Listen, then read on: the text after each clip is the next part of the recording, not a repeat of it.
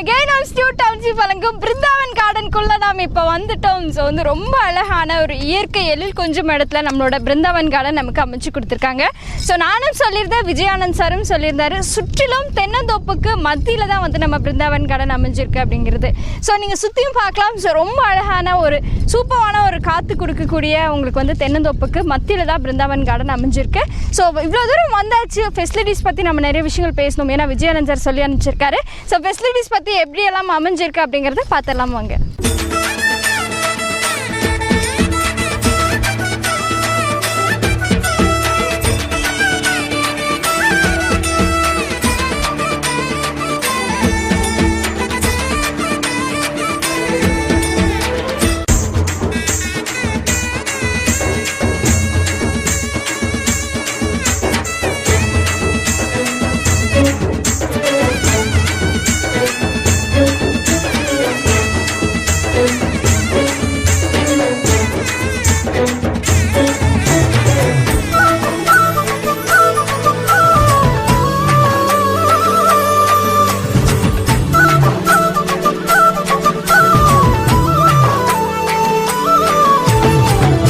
Facilities எல்லாம் எப்படி அமைஞ்சிருக்கு அப்படிங்கிறது விஜயானந்த் சார் நம்மக்கிட்ட சொல்லிட்டாரு. ஆனால் நான் நம்பாமல் ஃபெசிலிட்டி எல்லாம் எப்படி கொடுத்துருக்காங்க அப்படிங்கிறத பார்க்குறக்கு வந்திருக்கேன் அப்படிங்கிறது உங்களுக்கு தெரியும்.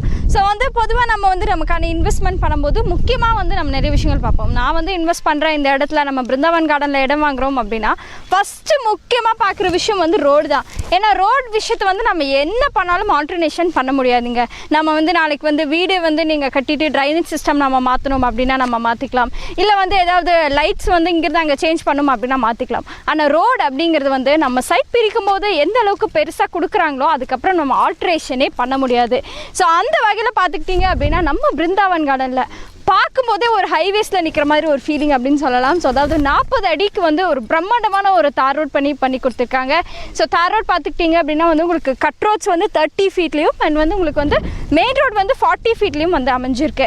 ஸோ அதை விட முக்கியமான விஷயம் நம்ம விஜயானந்த் சார் சொல்லியிருந்தாரு. ஸோ திரும்ப சொன்ன விஷயம் என்ன அப்படின்னா தென்னந்தோப்புக்கு மத்தியில் ரொம்ப இயற்கையான இடத்துல பிருந்தாவன் கார்டன் அமைஞ்சிருக்கு அப்படிங்கிறது. ஸோ அந்த வகையில் பார்த்துக்கிட்டிங்க அப்படின்னா என்னை சுற்றிலும் நீங்கள் தென்னந்தோப்பு பார்க்கலாம். ஸோ அவர் சொன்ன விஷயம் வந்து நான் நம்பவே இல்லை. நம்ம ஸ்டூடியோவில் இருக்கும்போது ஆனால் இங்கே வந்து பார்க்கும்போது தான் தெரியுது எந்த அளவுக்கு வந்து ஒரு இயற்கையான இடத்துல வந்து நம்ம பிருந்தாவன் கார்டன் அமைச்சு கொடுத்துருக்காங்க அப்படிங்கிறது. ஸோ முக்கியமாக சொல்லணும் அப்படின்னா இந்த இடத்துக்கு பிருந்தாவன் கார்டன் அப்படின்னு வச்சதே வந்து இந்த இடத்தோட சூழல் தான் அப்படின்னு கூட நம்ம சொல்லலாங்க. ஸோ இன்னும் நிறைய ஃபெசிலிட்டிஸ் எல்லாம் கொடுத்துருக்காங்க. அண்ட் அது மட்டும் இல்லாமல் இவ்வளோ இயற்கையாக இருக்கே, ஸோ சுற்றியும் வந்து வீடுகள்லாம் இருக்குது அப்படின்னா கண்டிப்பாக இருக்குது. ஸோ அதை பற்றி தான் நம்ம நெக்ஸ்ட் செக்மெண்ட்டில் பார்க்க போகிறோம். காத்துருங்க.